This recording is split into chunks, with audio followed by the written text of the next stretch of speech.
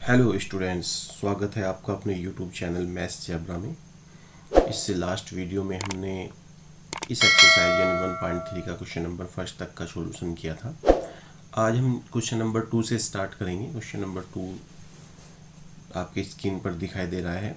इसमें दो सेट दिए गए हैं, ए बराबर जिसमें एलिमेंट है ए और बी बराबर ए बी सी। तो बताना है क्या ए सबसेट है बी का, और अगर ए सबसेट है बी का तो ए यूनियन बी ज्ञात करना है। तो देखो यहाँ पर हम जानते ही हैं सबसेट की डेफिनेशन क्या होती है। ए इज इक्वल टू हमारे पास ये सेट है और बी इज इक्वल टू क्या है, ए कोमा बी कोमा सी। तो सबसेट की डेफिनेशन क्या होती है कि जितने भी एलिमेंट, जैसे कि ए को सबसेट कहा जा रहा है बी का, तो सभी एलिमेंट ए के सभी एलिमेंट बी में एग्जिस्ट करने चाहिए। तो हम देख रहे हैं यहाँ पर, क्योंकि सभी एलिमेंट ए और बी जो है, देखो दो एलिमेंट है ए के, वो बी में मौजूद है, यहाँ पर एग्जिस्ट करते हैं। तो इसका मतलब ए सबसेट है बी का है। तो यहाँ लिखेंगे since A B belongs to A और A B belongs to B, तो इसलिए ए सबसेट हो गया बी का। अब ए सबसेट है बी का तो ए यूनियन बी ज्ञात करेंगे। तो ए यूनियन बी आप जानते ही हैं, दोनों के एलिमेंट्स को मिला के लिख देंगे। तो ए कोमा बी कोमा सी, तो इस तरह से ए यूनियन बी आ जाएगा। तो देखो ये क्वेश्चन नंबर 2 जो है, ये इस तरह से करने के बाद हमें यहाँ पर एक क्वेश्चन नंबर 3 दिया है कि यदि ए और बी दोनों दो ऐसे समुच्चय हैं, दो ऐसे सेट है कि ए सबसेट है बी का, तो ए यूनियन बी क्या होगा। तो देखो अगर दो, मान लिया इसी एग्जाम्पल को हम यहाँ पर लेते हैं, तो ए बराबर मान लिया ये सेट है और बी बराबर ये है, तो इससे हमें पता चल गया कि ए सबसेट हो गया बी का। तो जब ए सबसेट बी का हो गया है तो हमने जब यूनियन किया, तो यूनियन करने के बाद ये किसके इक्वल आ गया, सेट बी के इक्वल आ गया, यानी A union B is equal to B. तो ये यहाँ से एक कंडीशन ये बनती है कि इफ़, यदि ए सबसेट हो किसका, बी का, तो A union B is equal to B के इक्वल होगा। तो एग्जाम्पल आपके सामने था। तो क्वेश्चन नंबर 3 भी समझो कि 2 का ही रूप था, और इससे हमें एक ये नई मतलब जो है कॉन्सेप्ट तैयार होता है कि अगर कोई सबसेट है तो जब उनका यूनियन करते हैं तो जो उसका सुपर सेट है, क्योंकि देखो एक डेफिनेशन मैंने आपको बताई थी कि सुपर सेट क्या होता है। सुपर सेट वो होता है जो बराबर ना हो बी के और सभी एलिमेंट किस में एग्जिस्ट कर जाए, बी में। यानी देखो ए के लिए जो बी है वो सुपर सेट है, ये क्या है, सुपर सेट, और ये जो है ये क्या है, इसका सबसेट है। तो इस तरह से अगर कंडीशन आ जाए तो उसको हम सुपर सेट बोलते हैं। तो ये याद रखिएगा आप लोग सभी। नेक्स्ट क्वेश्चन देखिएगा। नेक्स्ट क्वेश्चन, क्वेश्चन नंबर 3 के बाद क्वेश्चन नंबर, देखो क्वेश्चन नंबर 4 में 2 3 4 सेट दिए गए हैं, ए बी सी और डी।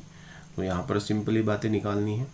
देखो ए इक्वल टू एक सेट दिया है जिसमें एलिमेंट है कितने, 1 2 3 4, और बी कौन सा सेट है जिसके एलिमेंट है 3 4 5 6, और सी इक्वल टू एक सेट है, एलिमेंट क्या है 5 6 7 8, और डी इक्वल टू एक सेट है जिसके एलिमेंट है 7 8 9 10। तो अब यहाँ पर क्या ज्ञात करना है, फर्स्ट में ए यूनियन बी। तो देखिए फर्स्ट पार्ट हम जब इसका सॉल्व करेंगे, बहुत छोटे छोटे क्वेश्चन है। ए यूनियन बी, देखो 1 2 3 4 तक के एलिमेंट यहाँ गया, 4 5 6 है इसमें, तो इन दोनों को मिला के लिख देंगे। तो 1 2 3 4 5 6, इस तरह से। दूसरे में ए यूनियन सी है, तो ए यूनियन सी में क्या आ गया, देखो 1 2 3 4, ए के एलिमेंट है, फिर सी के कितने हैं 5 6 7 8। इसी तरह निकालना है बी यूनियन सी थर्ड में, तो बी यूनियन सी ज्ञात कर लेंगे। बी यूनियन सी में 3,4 5,6 और यहाँ पर 7 8। इस तरह से आप लोग बाकी पार्ट्स आप स्वयं कर सकते हैं। बी यूनियन डी निकाल सकते हैं, A union B union C निकाल सकते हैं। देखिएगा कैसे, मैं एक क्वेश्चन बता देता हूँ इनमें से भी। यहाँ पर आप देख रहे हैं कि क्वेश्चन नंबर 5 कर रहा हूँ मैं इसका फोर्थ पार्ट का, क्वेश्चन नंबर 4 का fifth part, A union B union C ज्ञात करना है। तो ए बी सी हमारे पास है, तो सबसे पहले आपने ज्ञात किया A union B. A union B में क्या एलिमेंट आएंगे 1, 2, 3, 4, 5, 6। फिर इसका यूनियन जो ए यूनियन बी आया है, यानी ये वाला सेट जो आया है, इसका यूनियन सी के साथ हमने लिया और उसके बाद देखा कि A union B union C की वैल्यू कितनी आ गई 1, 2, 3, 4, 5, 6, 7 और 8 तक यहाँ पर एलिमेंट्स हमें मिल गए हैं। तो जो शेष रिमेनिंग पार्ट है इसका, यानी ये वाला क्वेश्चन और ये वाला है, आप खुद कर सकते हैं इसको। देखो अब क्वेश्चन नंबर फर्स्ट में प्रश्न नंबर 5 है। प्रश्न नंबर 1 में दिए गए समुच्चय युग्म का सर्वनिष्ठ ज्ञात कीजिए, यानी इंटरसेक्शन। जो भी क्वेश्चन नंबर फर्स्ट था, लास्ट वीडियो में किया था, उसमें वहाँ पर हमने यूनियन निकाला है। यहाँ पर क्या बोल रहा है कि इसका सर्वनिष्ठ यानी इंटरसेक्शन ज्ञात कीजिए। तो ये क्वेश्चन आप ट्राई करना, अगर नहीं होगा तो कमेंट बॉक्स में हमको लिख कर बताना, हम आपको इसका सॉल्यूशन देंगे। फिलहाल मैं क्वेश्चन नंबर 6 आपको करा रहा हूँ। देखिए क्वेश्चन नंबर 6 कैसे करेंगे। देखिए यहाँ पर क्वेश्चन नंबर 6 में क्या दिए गए हैं, 4 सेट है ए बी और सी और डी जो मैंने यहाँ पर लिख दिए हैं। ए की वैल्यू ये है, बी की ये है, सी की है और डी की है। निकालना है यहाँ पर क्या ज्ञात करना है, ए इंटरसेक्शन बी। तो ए इंटरसेक्शन बी का मतलब जो दोनों में कॉमन हमारे पास एलिमेंट है। तो देखो यहाँ पर 7, 9, 11 ए में भी मौजूद है और 7, 9, 11 बी में भी मौजूद है। तो इसका जो इंटरसेक्शन हो जाएगा वो कितना हो जाएगा 7, 9, 11। इसी तरह से B intersection C second part है, बी इंटरसेक्शन सी। तो बी और सी में दोनों में देखो यहाँ पर 11 और 13 है, 11 और 13 है, तो यहाँ पर लिख लेंगे 11 और 13। इसी तरह से A intersection C intersection D. तो सबसे पहले आप ए का इंटरसेक्शन सी के साथ कीजिए। तो ए इंटरसेक्शन सी, दोनों में सी और ए में क्या कॉमन है, यहाँ पर देखो 11 और 11 दोनों जगह मौजूद है। उसके बाद ए इंटरसेक्शन सी के बाद इसका डी के साथ इंटरसेक्शन लीजिए। तो आप देखेंगे A intersection C intersection D, यानी 11 का डी के साथ। देखो यहाँ पर 15 और 17 है इसके एलिमेंट और ये 11 है, तो कोई एलिमेंट कॉमन नहीं आ रहा है। तो इसका मतलब ये 5 कैसा सेट है, ये 5। तो इस तरह से आप लोग ये सभी क्वेश्चन कैलकुलेट कर सकते हैं और बहुत ही आसान तरीके से हो जाएंगे ये सभी के सभी आप लोगों को। देखो मैं ये क्वेश्चन नंबर 10 बता देता हूँ आपको इसका। क्वेश्चन नंबर 10 में देखिएगा आप लोग, A union D intersection B union C. तो आप लोग इसको पहले ए यूनियन डी कीजिएगा यहाँ पर। तो ए यूनियन डी की वैल्यू क्या है वो देख लीजिए। ए यूनियन डी,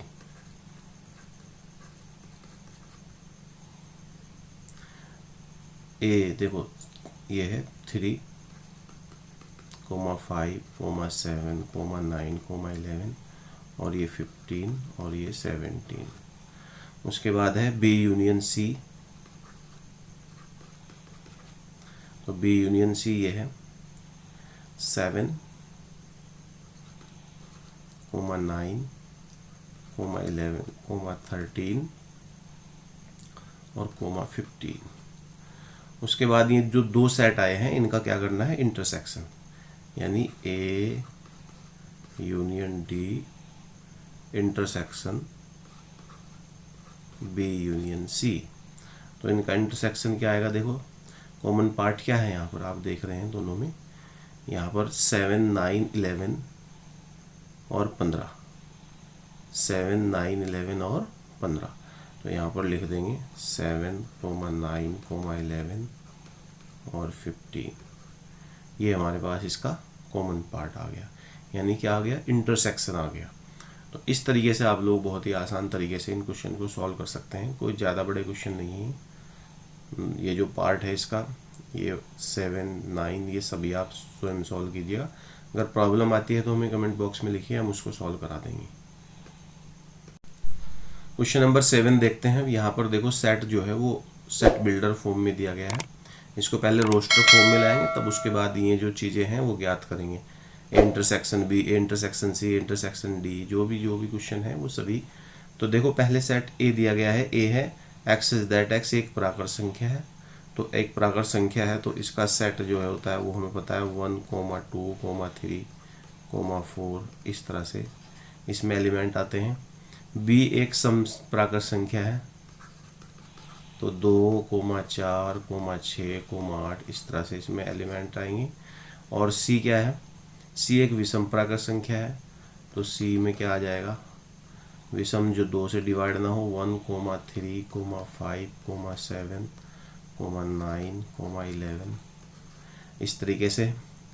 और डी जो है एक्स दैट एक्स एक अभाज्य संख्या है तो डी अभाज्य संख्या हम जानते हैं जो केवल अपने आप से डिवाइड होती है जैसे कि 2, 3, 5, 7, 11, 30 इस तरीके से हमारे पास ये सेट है। तो देखो ए इंटरसेक्शन बी निकालना है हमको, ए इंटरसेक्शन बी। तो फर्स्ट पार्ट यहाँ पर देख लीजिए आप,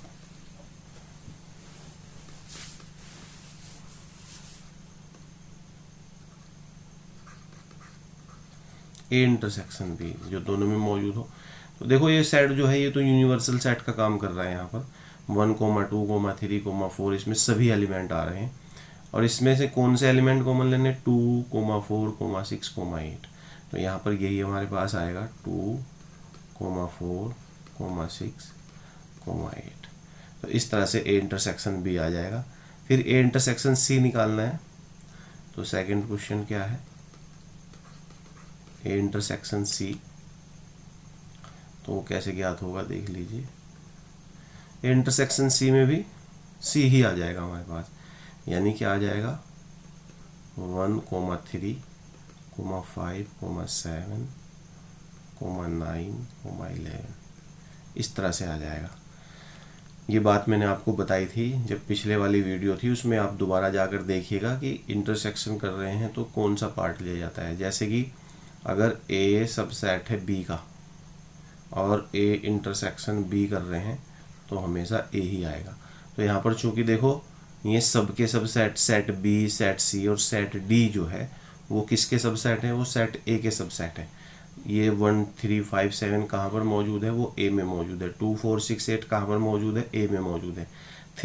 2, 3, 5, 7, 11, 13 ये किस में मौजूद है, ए में। तो ये सारे के सारे क्या हुए, सबसेट हुए।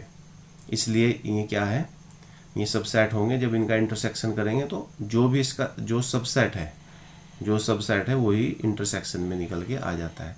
यूनियन में जो जिसका सबसेट होता है वो आ जाता है, जैसे कि लास्ट क्वेश्चन में हमने किया था। तो यहाँ पर जो है आप इस तरीके से इनको सॉल्व कर सकते हैं। आई होप कि ये क्वेश्चन आपको समझ आया होगा। नेक्स्ट क्वेश्चन देखते हैं, क्वेश्चन नंबर 8।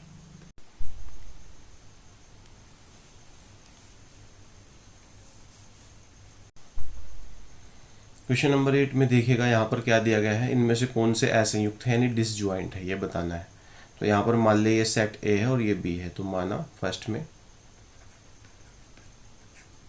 मान लिया हमारे पास ये जो क्वेश्चन नंबर फर्स्ट है इसका सेट ए है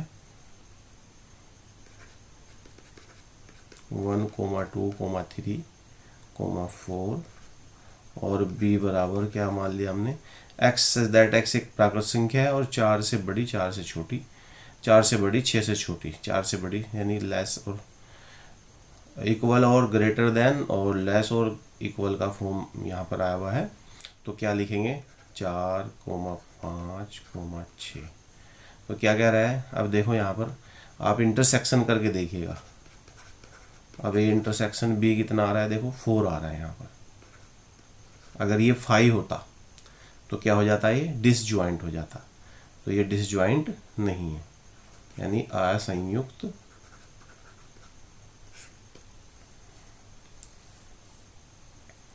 असंयुक्त नहीं है। अगर फाई आ जाता तो डिसजॉइंट हो जाता। जैसे कि ये है, मान लिया ए बराबर सेकंड में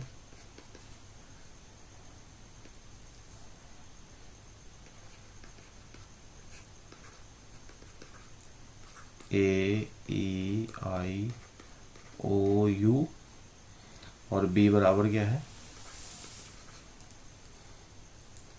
सी comma D comma E comma F. तो यहाँ पर भी कॉमन करके देखिएगा, यानी कि इंटरसेक्शन। तो देख रहे हैं आप, ई यहाँ पर भी है, ई यहाँ पर भी है, तो is not equal to five, इसलिए क्या है A and B is not disjoint set. तो इस तरह से आप लोग करेंगे। बहुत ही आसान है, बहुत सिंपल है। थर्ड पार्ट खुद करके देखिएगा। अब क्वेश्चन नंबर 9 देखते हैं। देखिएगा क्वेश्चन नंबर 9 में क्या दिए गए हैं। 4 सेट है हमारे पास, ए बी सी डी, जो मैंने आपकी स्क्रीन पर लिख दिए हैं। और यहाँ पर फाइंड करना है सिंपली ए माइनस बी। तो ए माइनस बी जो होगा वो क्या होगा, देखिएगा आप लोग। ए माइनस बी, ए के वो एलिमेंट जो बी में नहीं है। तो ए के वो एलिमेंट जो बी में नहीं है, बी में कौन कौन नहीं है, देखो ए के एलिमेंट जो बी में नहीं है, तो बी में कौन है, 12 है, आप देख रहे हैं। तो इसको छोड़ देंगे आप यहाँ पर। तो यहाँ क्या आएगा लिखा हुआ, यहाँ पर आएगा 3, 6, 9, 15, 18, 21। तो 12 दोनों जगह पर मौजूद है, तो 12 को यहाँ से माइनस कर दिया आपने। इसी तरह से दूसरा क्वेश्चन है ए माइनस सी।